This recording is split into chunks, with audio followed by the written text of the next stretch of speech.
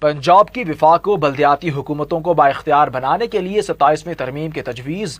Punjab assembly نے وفاق سے مطالبہ کیا ہے کہ بلدیاتی حکومتوں کو بااختیار بنانے کے لیے اگر 27ویں ترمیم کرنی پڑتی ہے تو فوری طور پر کی جائے۔ سپیکر پنجاب اسمبلی کا لاہور میں پریس کانفرنس کرتے ہوئے کہنا تھا کہ مقامی حکومتوں کے معاملے پر کھل کر بات ہونی چاہیے۔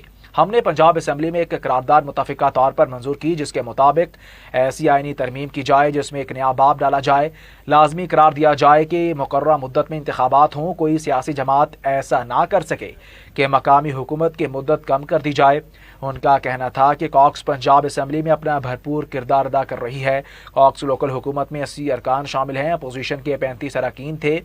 متفقہ قرارداد میں کہا گیا کہ 140A نامکمل ہے۔ صوبے مقامی حکومتوں قائم کریں گے۔ نئی حکومت نے آتے ہی لوکل گورنمنٹ کو ختم کر دیا، پھر کیا قانون بنانے میں 3 سال کا عرصہ لگا۔ جہاں میں رہتا ہوں وہاں پر آج تک ڈرینیج اور صفائی کا مسئلہ